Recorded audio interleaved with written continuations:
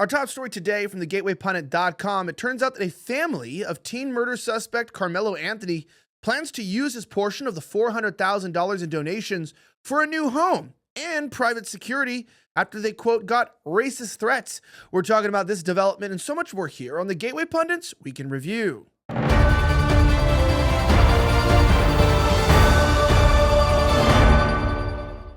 My name is Elijah Schaffer, and this is the Gateway Pundits Week in Review, where we cover the top 5 stories of the last 24 hours. Our top story today is in the Medcaf case, the young teen who was murdered in Frisco, allegedly. He was stabbed in the heart, and what some are saying was self-defense, but others are saying, look, we know self-defense laws. I'm from Texas. I know the stand your ground laws. And, being in a wrong place at a wrong time and agitating, tell someone to try you, and them trying to move your backpack does not allow you to stab them in the heart, okay? I'm just going to let you know that doesn't allow that.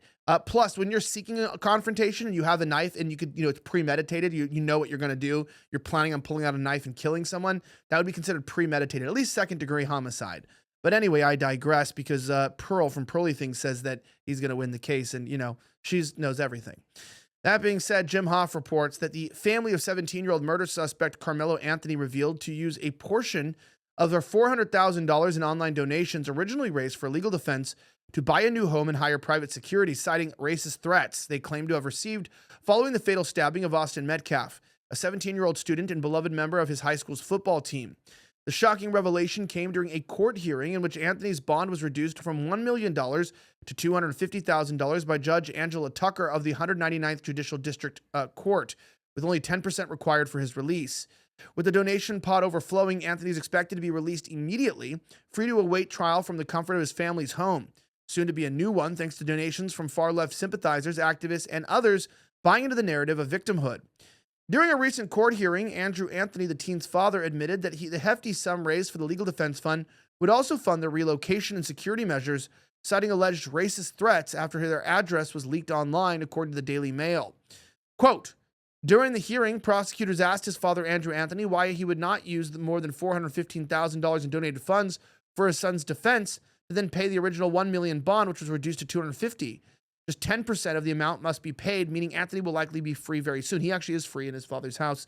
Andrew Anthony said that the fund was being used for Anthony's legal defense, but he also disclosed that the cash would be used for security and to help the family move after threats that they have allegedly faced since the killing. The revelation comes after a spokesperson for the family said that they can't leave there after their address was leaked online, leading to graphic and racist threats, which included images of black children with knives stuck in their head. Anthony attorney Michael Howard said regarding the money, it would be disingenuous to say there isn't money, but it is not a bond fund. This family needs to be able to survive. The accused teen killer is expected to post bond later on Monday. He will have to wear an ankle monitor and won't be able to leave his parents' home without permission from Judge Angela Tucker. At this time of this writing, the donation for Austin Metcalf's family stands at $347,000, raised primarily through a GoFundMe page set up by his father, Jeff Medcaf. For the suspect, Carmelo Anthony, the donation total is reported at $428,000, collected via GiveSendGo fundraiser. This indicates that Carmelo's family received at least $80,000 more than Anthony's. Austin Medcaf tragically died in his twin brother's arms after being stabbed in the chest at a school track meet earlier this month. According to the arrest report, Anthony was sitting under another school's tent when Medcaf asked him to move. An altercation followed, and Anthony reportedly unzipped his bag, threatened Austin, and then stabbed him directly in the heart with a black knife. Witnesses say that Anthony fled the scene and was later arrested. His only explanation that he put his hands on me, I was protecting myself. But here's what's not being said loudly enough. Anthony brought a knife to a high school track meet. It's true. Now, that being said, it's quite interestingly enough, this case is obviously clear-cut to me in terms of this was homicide. I mean, look, you can't stand to someone and say, why don't you put your hands on me? And then they grab your shoulder and you shoot them in the heart. Like, you can't actually do that. If your life's not in threat, like if someone just puts their hands on me and goes, hey, buddy, move, I can't shoot them. It's just not how altercations work. In fact, if you could have gotten away from the situation and you provoked it, like you instigated the attack and you knew you had the weapon, you premeditated and you were going to use it by trying to get them to bait them, that would also be considered homicide as well, because you're literally instigating violence. You're not actually mitigating it. And there's no real case here, in my opinion. And, people compare this to Kyle Rittenhouse. There's nothing similar. I mean, like Kyle was running away from the people and they grabbed his gun while he was running away. So when you're trying to leave a situation, and then he turned himself in. You know what I mean? Like he came to the police lines, turned himself in. This guy ran away and hid, right? He got caught by police. So there was some admission of guilt there as well. I don't know why anyone's also there was more raised for Metcalf, but I think one of the main reasons why people didn't donate was because the father was such a wussy. You know what I mean? It was like if his father said, "Hey, let's unite, let's raise money, let's fight this, anti-white crime that's plaguing our cities. We can't go in our own cities because of black crime." People probably would have donated in the millions, but they're like, "Oh, this father sucks." And I feel bad for Metcalf to have such a weak father. People are like, "He's forgiven them." Yeah. Well, you're the exact reason why our country's in problems. It's like, wait, they're just immigrants. Let them in. It's like, God also said to grab a sword. Remember that too. There'd be a time. There's a time for everything under heaven. And being a wuss when your son was murdered is not the point. You can forgive people in your heart, but still seek to have justice. I don't know what people are doing these days. That being said, we are witnessing a generational decline in men's testosterone levels due to lifestyle choices, diet, and exposure to environmental toxins like his dad obviously had witnessed. Now, this decline can result in persistent fatigue, diminished strength, reduced libido, mood swings, and an overall loss of vitality, keeping you from feeling like your best self. Take control of your vitality with Man's Edge from Neutronics Labs. Of course, I love this product right here. I always keep a bottle near me, whether it's in my office, in my house. This is the reason why it's a natural solution to support healthy testosterone levels. Man's Edge is more than just a standard booster. It combines powerful ingredients like fenugreek, IGF-1, NO2, and more to help you feel your best. Now, studies show that fenugreek increases testosterone levels by up to 46%. Plus, unlike traditional powders and pills, Man's Edge offers up to 98% absorption, ensuring you receive the full benefits of these clinically proven ingredients. Even Frank Stallone has made it a part of his daily routine. Join Frank and thousands of men rediscovering the vitality daily with Man's Edge. Sign up for our auto ship program today and save 50% on your buy one, get one orders. Reclaim your lost youth and energy. Visit the link below. Go to tboostnow.com, tboostnow.com. Use promo code Elijah to save an additional 10% on your first order. That's ELIJAH at tboostnow.com. Use promo code Elijah to save 10% plus 50% off buy one, get one free. Now, that one being said, woke Ford executive makes a crucial error regarding DEI as he cruelly mocks a disabled man for watching Fox News on a flight. Colin Linebarger reports the gays are back in the news. A leftist woke executive is under fire for going on social media to boast about how he bullied a disabled man watching Fox News on an airplane and made a massive error regarding the meaning of DEI in the process. Barrett Evans, Ford's chief learning officer, wrote a Threads post on Friday that he noticed a disabled man watching Fox News during the entire plane ride from San Diego. When the plane landed, Evans decided to bring up DEI as he mocked the man for daring to watch a conservative-leaning channel. Elderly passenger on my flight from San Diego yesterday enjoyed Fox News for the entire ride. Evans wrote, declaring I noticed he and his wife getting into the airport wheelchairs to be pushed to the next gate. My filter was malfunctioning. Love to see you supporting DEI, he continued, to which the disabled man replied, not me. Evans said he went on to educate the man on how he was indeed benefiting from DEI despite the fact that the airplane was only complying with Air Carriers Access Act. Yes, you, Evans, that wheelchair and that human pushing it are provided at no direct cost to you, rather by a subsidized cost attributed to every passenger in this airport, provided to level the playing field for you. Evans then asininely elaborated in a second post on why he thought planes complying with the ACAA equals DEI in action. Not all passengers need assistance, but for those who do, for whatever reason, the service ensures that they can access the airport, navigate security, and board their plane safely and with dignity. The cost, being shared, ensures that the services is available to those who need it, not just to those who could afford to pay extra.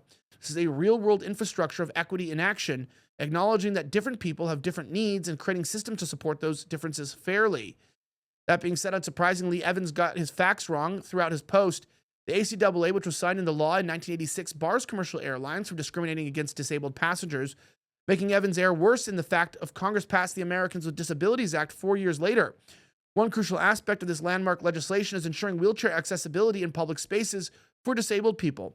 The law accomplishes this by setting standards for ramps, doorways, parking, and other aspects of building design. DEI initiatives, however, as a disability rights advocate notes, are organizational schemes that claim to promote a more inclusive environment for so-called disadvantaged employees. These can include people with disabilities. DEI efforts also do not replace the legal obligations of the ADA, but that doesn't matter to him because he's too busy kissing his husband. You know what I mean? They're having too much smooch fests. I don't know what they're doing. I don't know what these guys are doing. Just figure out your life. What are you doing out there? not giving gay people a good reputation when you're walking around, acting so gay. And not like in a homosexual way, but like in the 1990s, don't be mean to disabled people. It's probably not a good standard, especially like, oh, you know what I'm going to prove? I'm going to go bully an old guy in a wheelchair. Well, aren't you cool, Mr. Captain Gay? Why don't you fly the plane since you know how to do everything? That being said, in other news, Christina Lila reported that a new Trump official who oversaw closure of USAID out at State Department after alleged clashes with Rubio, Pete Morocco, a Trump appointee who was serving in leadership role at USAID, has left the State Department. According to the Wall Street Journal, Morocco clashed with Secretary of State Marco Rubio over the scope of foreign aid cuts. Morocco wanted to be aggressive in cuts to foreign aid, and Rubio fought to keep some of the initiatives. Morocco was informed he was out of the State Department last week. He was told to hand over his badge and government-issued laptop. It is unclear if he is leaving the Trump administration or just moving to a different department. A key architect of the Trump administration's campaign to slash foreign aid has left the State Department after less than 3 months on the job, according to U.S. officials, ending a tenure that saw the dismantling of a government agency that funneled billions in assistance to poor countries. Pete Morocco oversaw the closure of the U.S. Agency for International Development and briefly led the Foreign Assistance Mission at the State Department. He also worked closely with billionaire Elon Musk's Department of Government Efficiency and at times clashed with Secretary of State Marco Rubio, some of the officials said. A senior administration official confirmed Morocco's departure. Pete was brought to state with a big mission to conduct an exhaustive review of every dollar spent on foreign assistance. He conducted that historic task and exposed egregious abuses of taxpayer dollars. We all expect big things that are in store for Pete on this next mission. He is no longer at the state. Now, that being said, he wanted more aggressive cuts. I wonder, was there certain countries that he wanted to cut from the initiatives that Marco Rubio was beholden to in his payment expertise? There's a few countries I know of that are getting 10,000 rounds worth several $100 million right now from the U.S. to further wars. And I know that not everyone wanted to give them that money, right? Why are we giving billions of dollars to some countries and not to others when we need to fix our roads? We need to fix our hospitals for our veterans. I mean, realistically, have you seen the infrastructure in most parts of our country? People are in poverty, addicted to fentanyl. We need programs to help people out of drug addiction. And yet we're giving billions of dollars to fight a war overseas? I don't think Americans support that. That's why the American support for countries like Ukraine and Israel is at an all-time low. You can't really ask Americans to support friends when they can't even support their own neighbors, right? That doesn't make sense. It's a very interesting question to use whether we should be using our tax dollars to support people who, quite frankly, don't really support us. Now, that being said, speaking of supporting yourself, want to support your sleep? Well, I know that Mike Lindell does at MyPillow. That's why they're having 2 sales. One, they're having a closeout sale on the Percale bed sheets. Any size and any color, just $25. That's right. You can get the Queens, Kings, Split Kings, and California Kings, any size, any color, just $25. Plus, reminding you they have 11 colors to choose from. When they're gone, they're gone. They're out, they're out. But you can right now also get their pillows. Remember, they're only about $15, $14.98, usually $50. They're so comfortable. You got to try them. The second sale right now is a new energy drink called Rev 7, a premium energy drink that is actually good for you.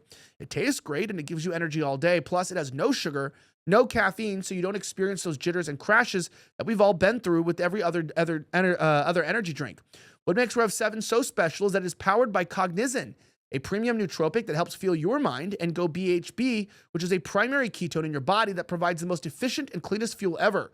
MyPillow is so confident that you're going to love Rev 7 that for a limited time, you can try their introductory product absolutely free. These amazing offers won't last long. Order now at MyPillow.com, promo code Elijah, or call 1-800-210-8491. That's MyPillow.com, promo code ELIJAH, or call 1-800-210-8491 today.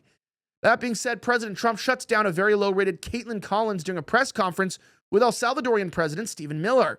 Bondi, Rubio, and Nayib Bukele school her in an epic exchange. Check this out. We have a copy of it. You won't regret what you see. Watch. Do you plan to ask Let's hear the question from this very low-rated anchor at CB. Thank you, President. Do you plan to ask President Bukele to help return the man who your administration says was mistakenly deported? The man who was mistakenly deported to El Salvador? Well, let me ask Pam, would you answer that question? Sure, President. First and foremost, he was illegally in our country. He had been illegally in our country. And in 2019, 2 courts, an immigration court and an appellate immigration court, ruled that he was a member of MS-13 and he was illegally in our country. Right now, it was additional paperwork that needed to be done.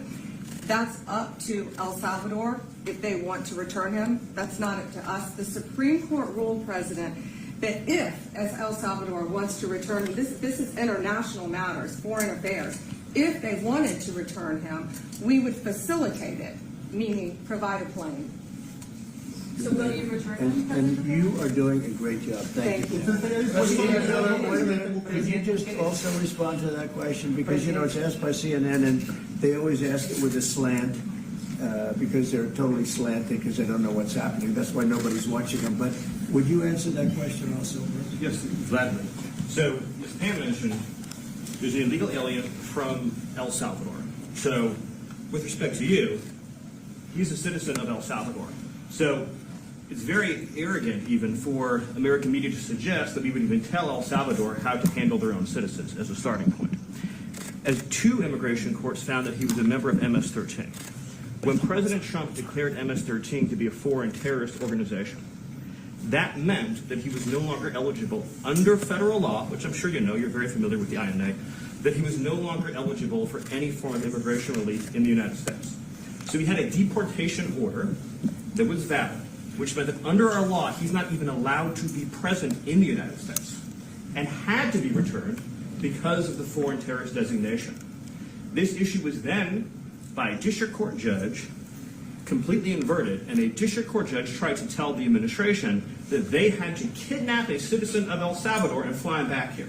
That issue was raised to the Supreme Court, and the Supreme Court said the district court order was unlawful, and its main components were reversed 9-0 unanimously, stating clearly that neither Secretary of State nor the President could be compelled by anybody to forcibly retrieve a citizen of El Salvador from El Salvador, who again is a member of MS-13, which, as I'm sure you understand, rapes little girls, murders women, murders children, is engaged in the most barbaric activities in the world, and I can promise you, if he was your neighbor, you would move right away. So you don't plan But to the ask Supreme for Court's asking to, And that what what was the you- ruling that your in the position? Supreme Court, Steve? Was it 9-0? Yes, it was a 9-0 In our favor. in our favor against the district court ruling, saying that no district court has the power to compel the foreign policy function of the United States. As Pam said, the ruling solely stated that if this individual, at El Salvador's sole discretion, was sent back to our country, that we could deport him a second time. Well, No version of this legally ends up with him ever living here because he is a citizen of El Salvador. That is the president of El Salvador. Your questions about it, per the court, can only be directed to him. I asked. ¿Usted lo liberaría, Presidente What is your- Bukele? Can President Bukele weigh in on this? Do you plan to return him? well, I'm supposed to have suggested that I smuggle a terrorist into the United States, right? It's always How can I return him to the United States? Like, I smuggle him into the United States, or what do I do? Of course, I'm not going to do it. It's like, I mean, the question is preposterous. How can I smuggle a terrorist into the United States? I don't have the power to return him to the United States. But you can release him inside El Salvador. Yeah, but I'm not releasing, I mean, we're not very fond of releasing terrorists into our country. I mean, we just turned the murder capital of the world to the safest country in the Western Hemisphere, and they want us to go back into the releasing criminals so we can go back to being the murder capital of the world. No, that's not going to happen. Well, they'd love to have a criminal, you know, Yeah, released into I mean, there's a fascination. They would love it. Yeah. They're sick, these are sick people. Marco, do you have something to say about Yeah, I mean, Stephen Island, I don't understand what the confusion is.